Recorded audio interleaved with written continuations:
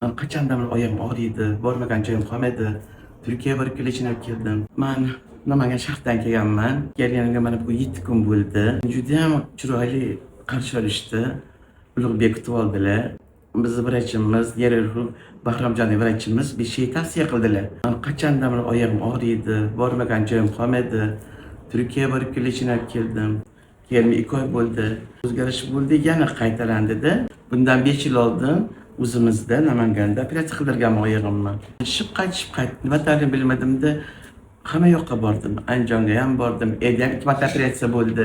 Keyin mana shu tavsiya qilishgan shay keldimda Ulug'bekni ismini eshitdimmi? Inaki Muzaffar vrach bor ekanli bu yerda. Zavadir ekanli. Ta'riflarni rosa boshqacha qilishuvdi. Inaki yaxshi niyat qilib, umid bilan mana shu tuzalib qolay. Ulug'bek operatsiya qilishini aytdi.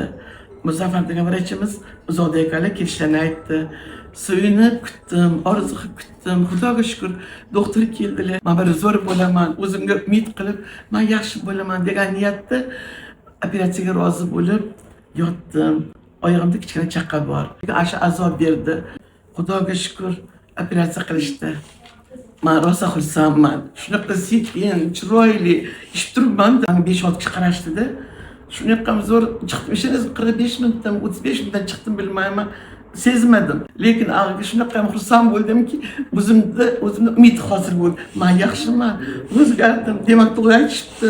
Bular hammasi nima deb, o'sha yerda o'qishgan ekan, Rossiyada o'qishgan ekanmi? Shuni eshitdim, umidni qattiq bog'ladim. Men hammalardan xursandman. Men bu shifokorlarga shunaqa ham rahmat aytamanki, Allohdan qaytsin. Bolalar rohatni ko'rishsin. Alloh ularni endi ortda yurtda oldi qilsin. Iloyim nima niyatlari bo'lsa, orzu havaslari bo'lsa o'zi yetkazsin. Har bir vrachga men ming tasanno aytaman. Zo'r qarshi olishdi. Azm qilaman.